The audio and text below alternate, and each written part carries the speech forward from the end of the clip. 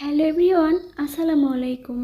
আজকে আপনাদের সঙ্গে শেয়ার করছি ভীষণ সুস্বাদু vanilla ice cream recipe. Condense milk দিয়ে স্পেশালভাবেই আজকের এই ভ্যানিলা আইসক্রিম তৈরি করে দেখাবো। এটি এতটাই টেস্টি যে একবার খেলে বাইরের আইসক্রিম আর কখনোই কিনে খেতে মন চাইবে না, এবং ভীষণ সফট, যা মুখে দিলেই একদম মিলিয়ে যাবে।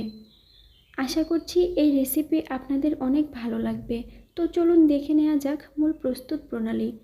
আইসক্রিম তৈরির জন্য প্রথমে কনডেন্স মিল্ক তৈরি করে নেব। সেজন্য এখানে 2 কাপ পরিমাণে আগে থেকে জাল করা দুধ নিয়ে নিয়েছি এবং 1/3 কাপ পরিমাণে চিনি দিয়ে নিলাম। মিষ্টিটা আপনাদের পছন্দ মতো বাড়িয়ে কমিয়ে দিতে পারেন।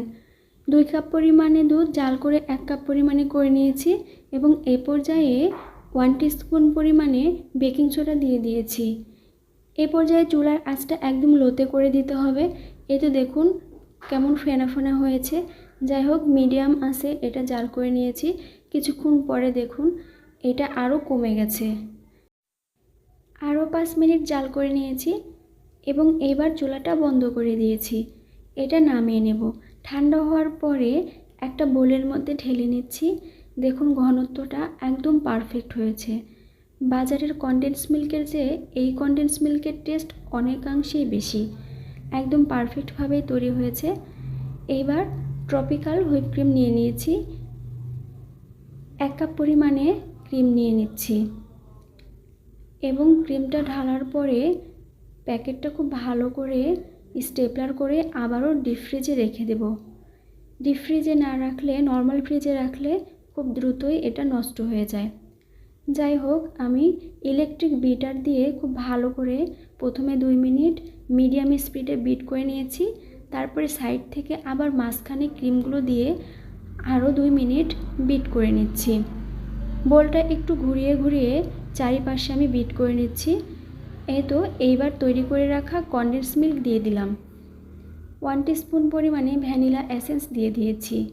সব কিছু খুব ভালো করে 1 মিনিটের মতো মিশিয়ে আবারও বিট করে নিচ্ছি। ক্রিমটা বিট করা হয়ে গেছে। সব মিলিয়ে আমি 5 মিনিট বিট করে নিয়েছি।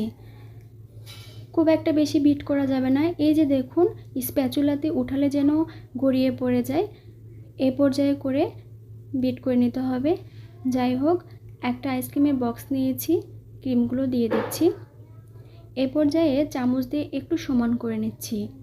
কিছু কিশমিশ এবং কাঠবাদাম কেটে নিয়েছি, আইসক্রিমের উপরে দিয়ে দিচ্ছি। এতে করে দেখতে যেমন সুন্দর লাগে, খেতেও ভীষণ টেস্টি হয়। তবে আপনারা চাইলে বাদও দিতে পারেন। মুখটা লাগিয়ে দিলাম, ডিপ ফ্রিজে রেখে দেব।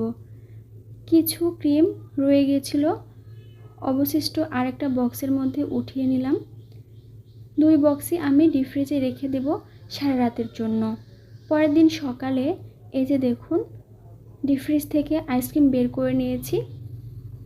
কতটা লোভনীয় দেখাচ্ছে এবং একদম পারফেক্টভাবেই জমে গেছে। একটা চামচ দিয়ে আমি উঠিয়ে দেখাচ্ছি কতটাই সফট হয়েছে। এই আইসক্রিম একদম পারফেক্টভাবে তৈরি হয়ে গেছে এবং খেতেও হয়েছিল ভীষণ টেস্টি। আপনারা বাসায় যখন তৈরি করবেন ঠিক এইভাবেই তৈরি করার চেষ্টা করবেন। এটা এতটাই টেস্টি লাগবে যে টেস্টটা কখনোই ভুলতে পারবেন না। যাই হোক, আশা করছি আজকের এই রেসিপি আপনাদের কাছে অনেক ভালো লেগেছে। তবে আপনাদের কেমন লেগেছে কমেন্টে জানাতে অবশ্যই ভুলবেন না।